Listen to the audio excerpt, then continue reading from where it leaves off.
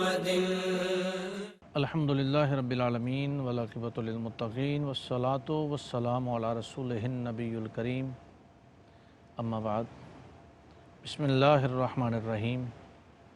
ARYQ T V کے ناظرین، عظمت رسول پروگرام کے ساتھ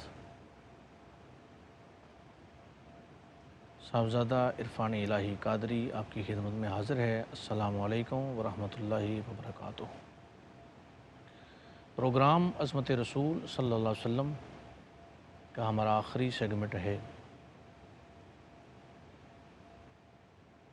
اور یہ ماہ ربیع النور شریف کی پرکیف بہاروں میں ہم اپنے لمحات گزار رہے ہیں۔ مظہر رب اکبر پہ لاکھوں سلام، مصطفیٰ نور اطہر پہ لاکھوں سلام، رحمت عالمی سید المرسلین، سارے نبیوں کے سرور پہ لاکھوں سلام، جن پہ عاشق ہوا خالق دو جہاں، ایسے محبوب داور پہ لاکھوں سلام، ذرہ ذرہ میں جلوہ گری ان کی ہے، عرش اعلیٰ کے اختر پہ لاکھوں سلام، حشر میں روشنی جس کی ہو چار سو، ایسی شمع منور پہ لاکھوں سلام۔ سرکار دو عالم صلی اللہ علیہ وآلہ وسلم، جن کو اللہ رب العزت نے وما ارسلناک الا رحمۃ للعالمین کا تاج پہنا کر بھیجا، اور یہ شان رحمۃ للعالمینی آپ کو عطا فرمائی، اور پھر حق شفاعت اتنی بڑی عظمت عطا فرمائی کہ جب نفس نفسی کا عالم ہوگا، حشر کا میدان ہوگا، ہر نظر کانپ اٹھے گی محشر کے دن، خوف سے ہر کلیجہ دہل جائے گا، اوڑھ کر کالی کملی وہ آ جائیں گے، حشر کا سارا نقشہ بدل جائے گا۔ اس کیفیات میں بھی اللہ رب العزت جو مقام عطا فرماتا ہے، وہ شفاعت مصطفیٰ ہی اس دن عزت و عظمت کے لائق جتنے مقامات ہیں وہ حضور کو عطا فرما دیے جائیں گے، اور فرمایا گیا مقام محمود حضور کو عطا کیا جائے گا، اور سرکار کی جلوہ گری ہوگی۔ تو یہ حشر کا جو میدان ہے اس میں بھی عظمت مصطفیٰ صلی اللہ علیہ وآلہ وسلم ہی کا پرچار ہوگا، اور حضور کے نام نامی کا ہی ڈنکا بج رہا ہوگا۔ دیکھیں، انسان دنیا میں رہے تو عزت ہے نام رسول صلی اللہ علیہ وسلم کی وجہ سے، عظمت رسول کے اقرار و اظہار کی وجہ سے۔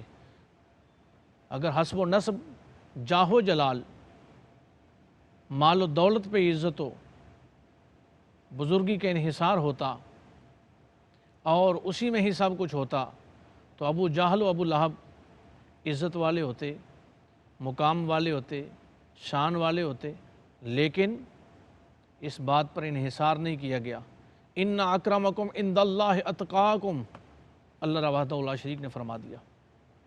وہ مال و دولت والے، وہ صاحب قبیلہ، جاگیردار، حسب و نسب والے لوگ موجود ہیں، لیکن اسی بازار میں ان آقاؤں کے مقابلے میں ایک غلام ہے، ان رنگ کے گوروں کے مقابلے میں ایک سیاہ فام ہے، ان مالداروں کے مقابلے میں مفلس ہے، لیکن یہ مالدار ہونے کے باوجود تبت یدا ابی لہب و تب کے مصداق ٹھہرے، اور وہ غلام ہے، رنگ کا کالا ہے، لیکن حضور کی غلامی میں ہے، عظمت رسول کا اقرار و اظہار کر چکا ہے، عظمت رسول پہ اپنے جان نچھاور کرتا ہے، سرکار کے نام پر اپنی زندگی گزار رہا ہے۔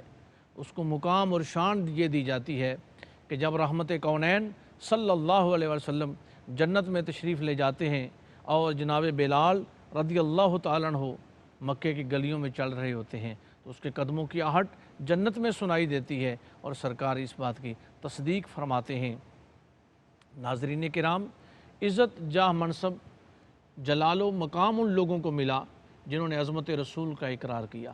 اگر جبرائیل امین لباس پہن کر آتے ہیں تو وہ صدیق اکبر کی طرح کا ہوتا ہے۔ کیوں؟ کیونکہ وہ غلام رسول ہیں۔ اللہ رب العزت ان گھوڑوں کی قسمیں کھاتا ہے، ان گھوڑوں کے ہانکنے کی قسمیں کھاتا ہے، ان گھوڑوں کے قدموں کی جو اٹھنے والی گرد ہے اس کی قسمیں کھاتا ہے، جو لوگ عظمت رسول کا اقرار کر کے غلامی رسول میں آ چکے ہیں۔ آج 1000 سال گزر جانے کے ہے کہ داتا سیدی فیض عالم داتا گنج بخش علی حجویری رحمت الرحمن کا گنبد چمک رہا ہے، قبر آباد ہے، لوگوں کا ہجوم ہے۔ آج کئی سو سال گزر جانے کے بعد غریب نواز کا آستانہ قائم و دائم ہے۔ کئی سو سال گزر جانے کے بعد پاک پتن کے تاجدار کے آج بھی نعرے حق فرید یا فرید کی صورت میں لگائے جا رہے ہیں۔ حضور سید غوث اعظم رضی اللہ تعالیٰ عنہ کا نام، ان کے کمالات، ان کی سیرت پہ آج بھی لوگ اپنے آپ کو چلا رہے ہیں۔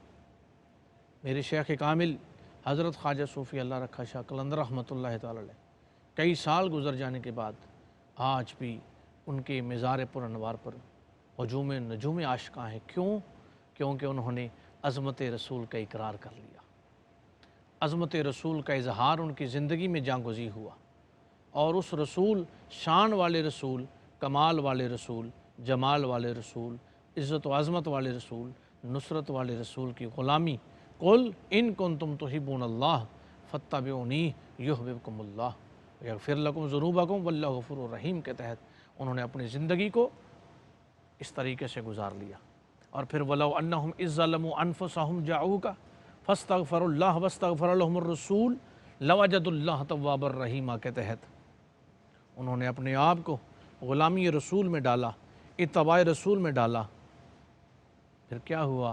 اللہ رب العزت نے ان لوگوں کو بھی عزت عطا فرما دی۔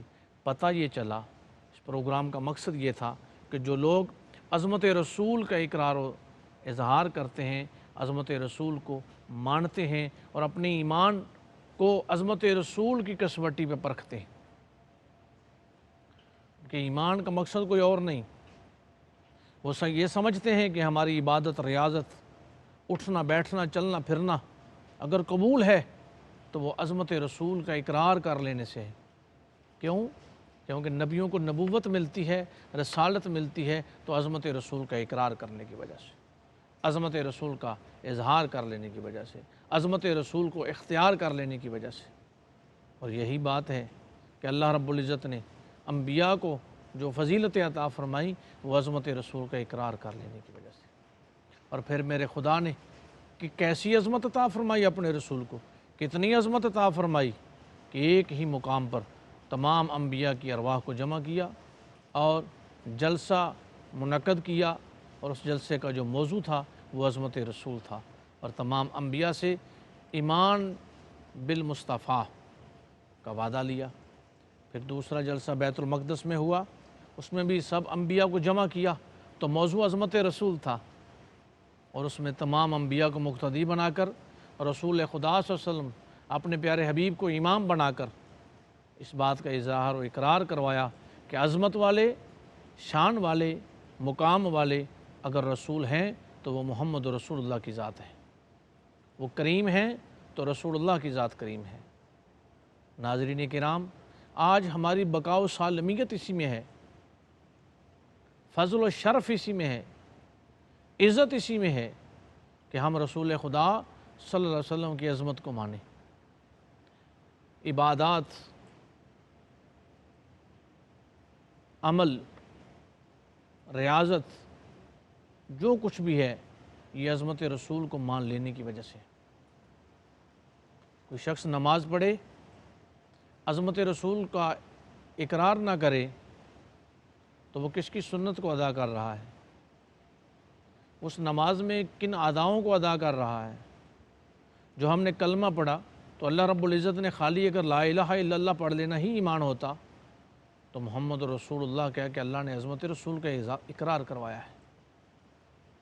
نماز کے اندر سلام علیکہ ایھا النبی، پھر درود پاک، اور پھر سرکار نے، بخاری کی روایت ہے، حدیث ہے، سرکار فرماتے ہیں جیسے مجھے کرتے ہوئے دیکھو ویسے کرو، جیسے میں نماز ادا کرتا ہوں ویسے تم کرو۔ اذان کے جملے دیکھیے، اشہد ان لا الہ الا اللہ پر بات ختم نہیں ہوئی، اشہد ان محمد رسول اللہ۔ کیوں؟ کیونکہ عظمت والے رسول کا اظہار کرو، اقرار کرو، عظمت والے رسول کے تم غلام بنو۔